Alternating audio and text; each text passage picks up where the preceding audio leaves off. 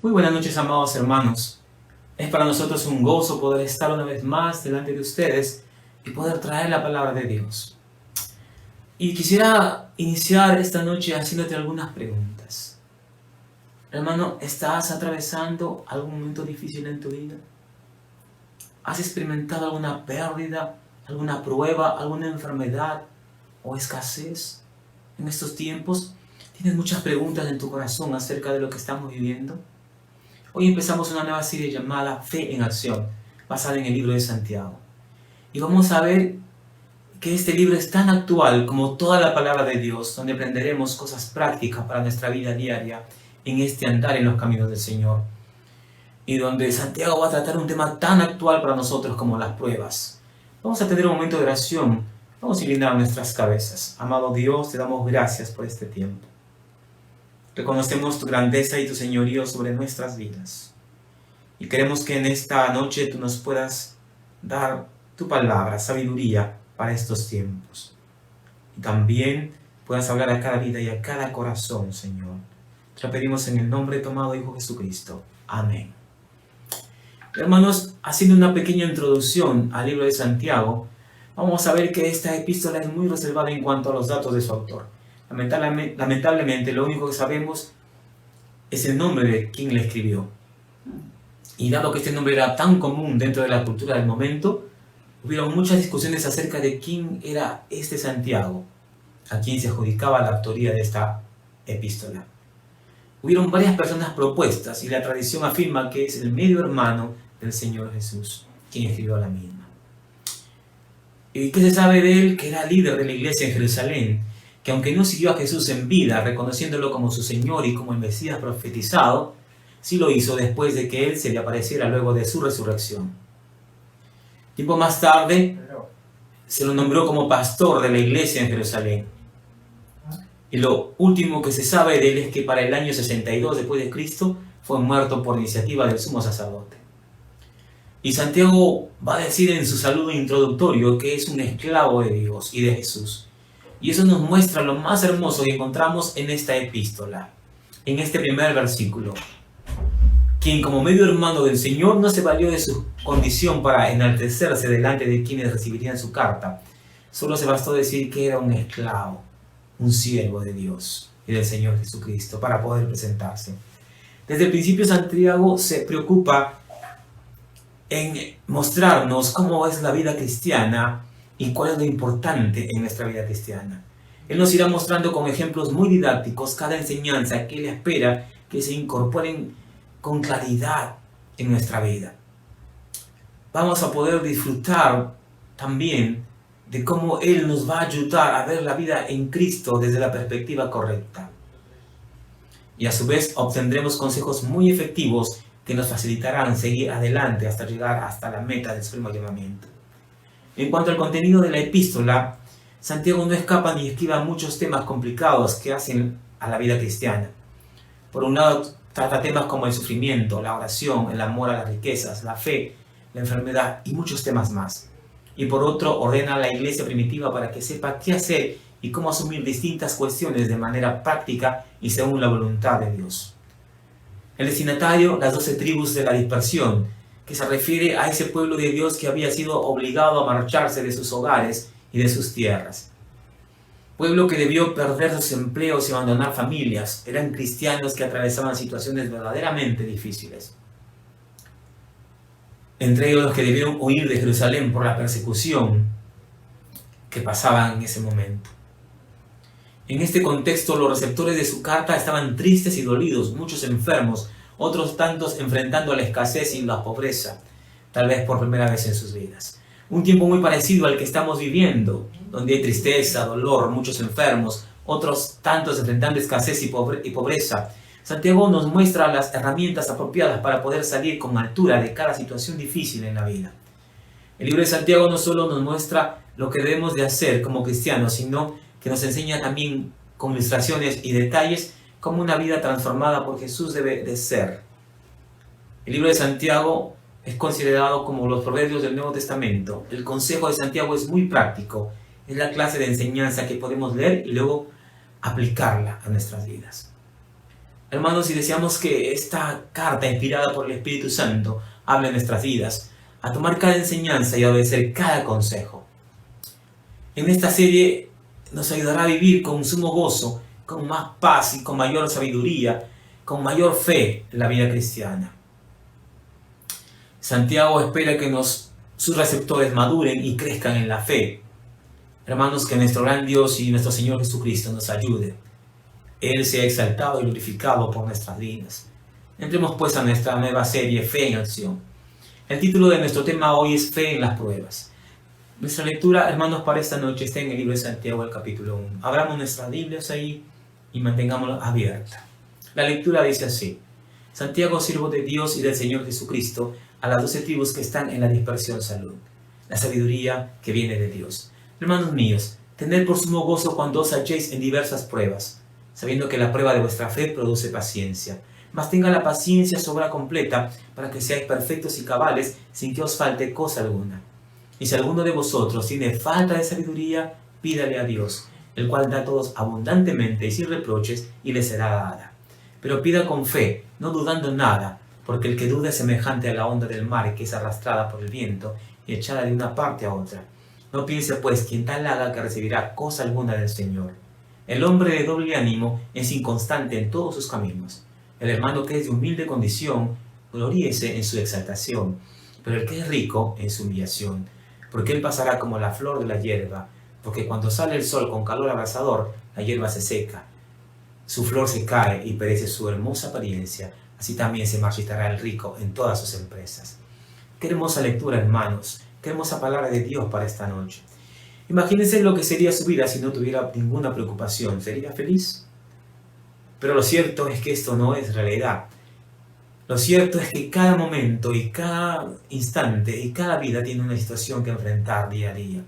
Hay dolor, angustia, hay necesidad, hay pérdida, hay ganancia y muchas cosas más. Puede que nunca sepamos de este lado del cielo por qué ciertas cosas pasan, pero necesitamos poner nuestra fe en Dios, especialmente cuando no podemos ver ni entender lo que Él está haciendo. Una fe en medio de las pruebas nos permite ser fortalecidos, y esto es de todos los días donde se ve la fortaleza espiritual. Hermanos, ¿no es acaso en las pruebas, en las dificultades o en los momentos difíciles donde uno ve la fortaleza que uno tiene? Hermano, ¿quién está pasando por momentos de angustia o momentos complicados o alguna situación difícil? Cada uno de nosotros vive a diario alguna situación difícil. Una madre frente a un hijo rebelde, un padre que perdió el trabajo y no sabe qué hacer, un matrimonio que está a punto de divorciarse, un hijo que perdió a su padre o a su madre o un familiar en este tiempo, una mujer o un hombre que es abandonada por uno que le prometió amor, pero que ahora se está yendo, un hijo que sufre por un divorcio. Hermanos, el libro de Santiago nos va a decir: una fe en medio de las pruebas nos da la seguridad de los propósitos de Dios para nuestra vida. El creyente puede hallar seguridad en los propósitos que Dios tiene detrás de cada una de las pruebas. Y es a través de las pruebas cuando tu fe se fortalece y te das cuenta que Dios tiene el control de toda situación. Sí, hermano, Dios tiene el control de toda situación. Santiago 1:2 va a decir: hermanos míos, tened por sumo gozo cuando os halléis en diversas pruebas. ¿Gozo en las pruebas? Sí, amado hermano. No hay accidentes en la vida de los que aman a Dios. Por el contrario, Dios está obrando su voluntad en tu vida. Esto quiere decir que todo está ordenado a bien. Romanos 8:28 va a decir: y sabemos que los que aman a Dios, todas las cosas les ayudan a bien. Esto es a los que conforme a sus propósitos son llamados. Todo está estructurado dentro de la voluntad perfecta de Dios para tu vida. Sí, hermano, Dios tiene un plan para tu vida y ese plan se lleva a cabo de acuerdo a la voluntad de Dios. ¿Recuerdas el pueblo de Israel? A Jonás, a David, Noé. ¿Y cuántos ejemplos tenemos en la Biblia de hombres que por un momento quisieron desviarse de la voluntad de Dios? Pero Dios los llevó al punto que Él quería llevarlos. Pero ¿qué pasó en el camino? Perdieron años, perdieron tiempo y muchas cosas más. Por eso, hermano, es importante conocer a Dios, conocer su palabra, y en esta está escrita su voluntad para nosotros. Y es allí cuando tú vives la vida con gozo, aún en medio de las dificultades, como el apóstol Pablo. Hace poco hemos estado aprendiendo sobre su vida en el libro de Hechos, en nuestras mañanas de oración. Pablo dice en 2 Corintios 12:10, por eso, por amor a Cristo, me gozo en las debilidades, en las afrentas, en las necesidades, en las persecuciones y en las angustias, porque mi debilidad es mi fuerza. Así que considérate dichoso cuando estás enfrentando alguna prueba, va a decir Santiago. Esto es algo difícil, ¿verdad, hermanos? Pero si Dios lo dice, creemos que se puede lograr. El gozo no es la falta de problemas, sino la presencia de Dios en nuestra vida. ¿Qué es lo que necesitas cambiar en tu vida para poder sentir gozo en medio de las pruebas? Hermanos, el gozo en este verso es un mandato de Dios. Tened, dice. Debemos perfeccionarlo en las pruebas. Por eso podemos tener no solo gozo, sino un sumo gozo en las pruebas. Cuando entendemos cómo son las cosas, cuál es el objetivo, porque Dios no nos quita aquello que nos aflige, entonces todo tiene un color distinto. Y aunque el sufrimiento sea algo que debemos seguir pasando, lo podemos hacer con gozo. Por eso Pablo se gozaba en las tribulaciones. No era que estaba loco, sino que él sabía bien lo que estaba sucediendo y lo tomaba como un honor y como un desafío, como algo que se podía superar y vencer. Incluso recuerdan cuando cantaba con Silas aún en medio de la cárcel. Por eso su fe no menguaba y por eso también deberíamos revisar cómo está nuestra fe. ¿No lo crees, amado hermano? Recuerda, no hay accidentes en la vida de los que aman a Dios. Y es a través de las pruebas cuando tu fe se fortalece y te das cuenta que Dios quiere afirmar su paciencia en nosotros. Dios quiere afirmar la paciencia en nosotros. Santiago 1:3 va a decir, sabiendo que la prueba de vuestra fe produce paciencia. Paciencia, hermanos. Qué palabra tan difícil de aplicarla en nuestra vida. Y sabemos que la paciencia no sucede de la noche a la mañana. José tenía 17 años cuando sus hermanos lo vendieron y lo abandonaron. Y tendría por lo menos 37 años cuando los volvió a ver. Habían pasado 20 años y 2 años más tarde para que pueda ver a su padre. A veces Dios se toma su tiempo, 120 años para preparar a Noé para el diluvio, 80 años para preparar a Moisés para que hiciera su obra. Dios llamó al joven David para que fuera rey, pero lo dejó pastando ovejas por largo tiempo. Llamó a Pablo para que fuera apóstol, pero lo llevó primero a Arabia, por lo menos por 3 años de total aislamiento. Jesús estuvo en la tierra por 30 años antes de comenzar su ministerio. Amado hermano, ¿cuánto tiempo demorará Dios contigo y conmigo? Puede que se tome su tiempo. Su historia es redimir, no en minutos, sino de por vida. Pero Dios usará tus pruebas para bien. Nosotros vemos un lío perfecto. Dios ve una oportunidad perfecta para entrenarnos, ponernos a prueba y enseñarnos. Porque cuando nos encontramos en situaciones difíciles, estas nos fuerzan a mirar hacia arriba. Y Dios viene del cielo para darnos la mano en el camino, en el momento preciso y de la manera precisa. El Antiguo Testamento nos exhorta en el Salmo 27:14 a esperar en el Señor. Infunde a tu corazón ánimo y aliento. Sí, espera en el Señor, decía el salmista. ¿Cómo podemos aprender a ser pacientes? A poner nuestra fe en acción y a desarrollar nuestra fe. Es, hermano, a través de las pruebas y tribulaciones. Las pruebas y tribulaciones producen paciencia y perseverancia. Y es a través de las pruebas cuando tu fe se fortalece y te das cuenta que Dios quiere perfeccionar tu carácter, mi carácter, nuestro carácter. Dios, hermanos, quiere perfeccionar nuestro carácter. Santiago 1:4 va a decir, mas tenga la paciencia sobre completa para que seáis perfectos y cabales sin que os falte cosa alguna. Una prueba puede ser una de las herramientas más filudas en la caja de herramientas de nuestro Dios. Él usa las pruebas como muchas veces para perfeccionar y moldear nuestra fe. Jesús nunca dijo que nos escaparíamos de las pruebas ni de los problemas. Al contrario, él dijo en Juan 16:33, en el mundo tendrán aflicción, pero confíen, yo he vencido al mundo. El mundo está lleno de dolor, de sufrimiento, de dificultades. Y los cristianos no estamos inmunes a esos problemas. La vida es muy frágil, un minuto y todo nos está yendo de maravilla. No hay obstáculos en nuestro camino. Estamos llenos de esperanza y de confianza y al minuto siguiente estamos lidiando con una prueba. Es decir, para que sea completa, para que madures en la totalidad de las áreas de tu vida, hermano, Y no solamente crezcas en la paciencia, sino también en la esperanza, en el dominio propio, en el gozo, en la paz, en la mansedumbre, en la templanza, en todo el fruto del Espíritu. Usted nunca llegará a ser un cristiano maduro, es decir, completo, si no tiene esa paciencia. Por lo tanto, algunos creyentes nunca han crecido y nunca han madurado espiritualmente, sino que han permanecido en un estado de infancia espiritual.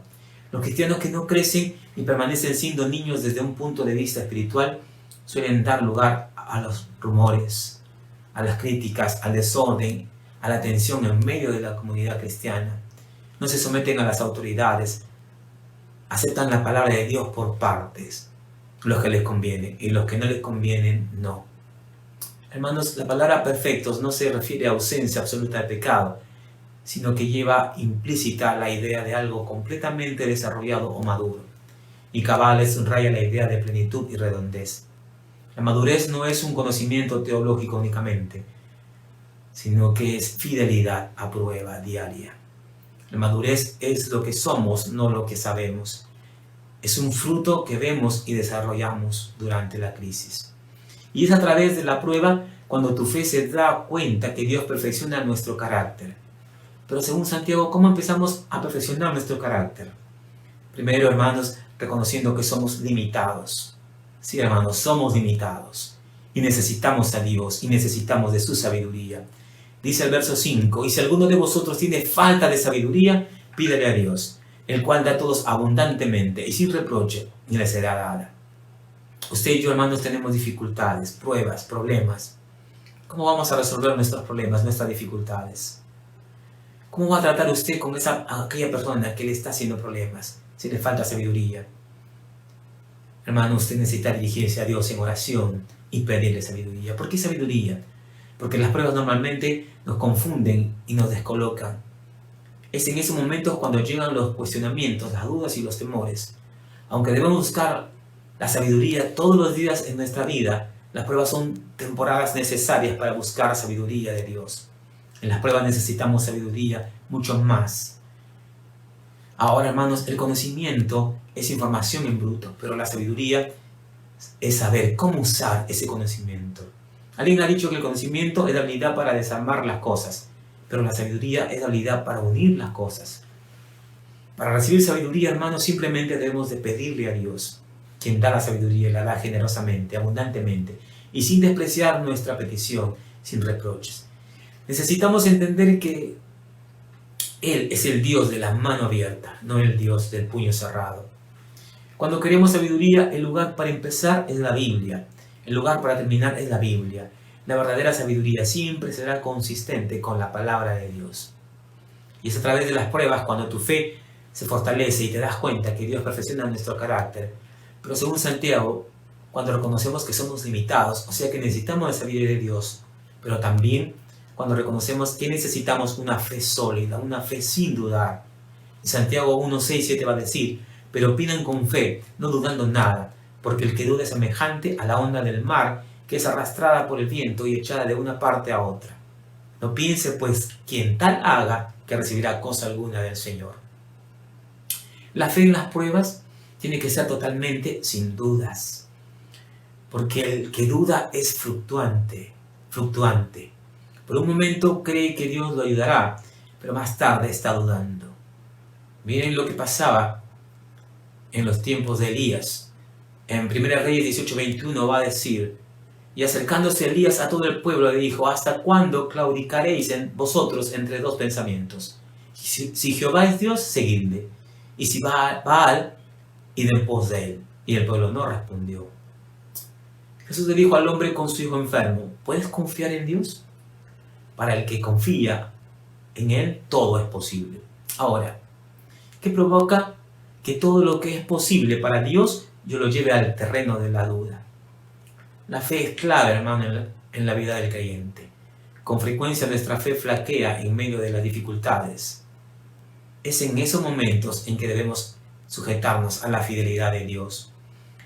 Porque mire lo que dice Santiago luego en el verso 7.